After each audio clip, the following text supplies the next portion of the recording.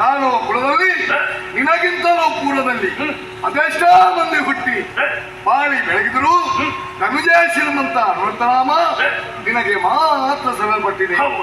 ನಿನ್ನಂತ ವ್ಯಕ್ತಿ ಹಿಂದೆ ಹುಟ್ಟಿಲ್ಲ, ಮುಂದೆ ಹುಟ್ಟುವುದಕ್ಕೂ ಸಾಧ್ಯವಿಲ್ಲ.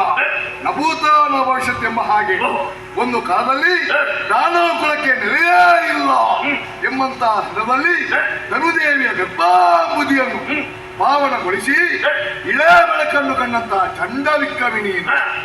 ಹುಟ್ಟಿನಿಂದಲೇ ಧೈರ್ಯ ಸಾಹಸಗಳನ್ನು ಮೈಗೂಡಿಸಿಕೊಂಡು ಹುಟ್ಟಿದರೂ ಕೂಡ ಎತ್ತರವಂತ ಕೀರ್ತಿಯನ್ನು ಧರಿಸಬೇಕೆಂಬಂತ ಉದ್ದೇಶದಿಂದ ಬ್ರಹ್ಮನನ್ನು ತಪಸ್ಸೆ ಮೂಲಕವಾಗಿ ಒಲಿಸಿಕೊಂಡು ಬೇಕಾದಂತಹ ವರವನ್ನು ಪಡೆದವ ನೀನು ಪಡೆದಂತಹ ವರವನ್ನು ಕೇವಲ ನಿನ್ನೊಬ್ಬನ ಸ್ವಾರ್ಥಕ್ಕಾಗಿ ಬಳಸದೆ ಅಖಂಡವಾದಂತಹ ದಾನವ ಸಮಾಜಕ್ಕೆ ತ್ಯಾಗ ಮಾಡಿದಂತಹ ತ್ಯಾಗಮೂರ್ತಿ ನೀನು. ನಿಜ.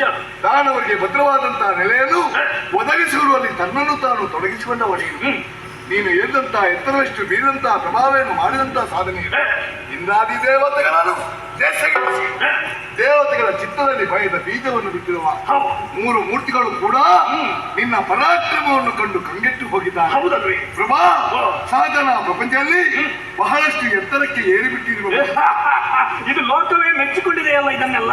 ಆದ್ರೆ ಅಷ್ಟೇ ಸುರದಲ್ಲಿ ಜಾರಿ ಚಂಡಂದರ ಮಾತನ್ನು ಕೇಳಿದಂತ ನೀನು ಕಂಡರಿಯದ ಚಿರೆಗಾಗಿ ಹಂಬಲಿಸಿದೆ. ಅವಳು ಯಾರು, ಅವಳ ಕುಲ ಯಾರು, ಅವಳ ಗೋತ್ರ ಯಾರು ಒಂದನ್ನು ನೀನು ವಿಚಾರ ಮಾಡಲಿಲ್ಲ.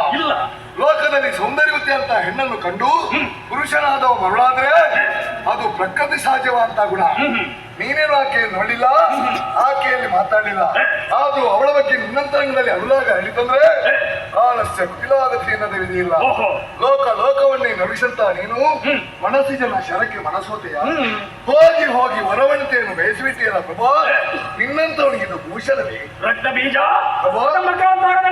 ಹೆಣ್ಣು ಸುಂದರಿಯಾದಂತಹ ತರುಣಿ ಅದಕ್ಕಾಗಿಯನ್ನು ಬಯಸಿದ್ದೇನೆ. ತರುಣಿ ಎಲ್ಲ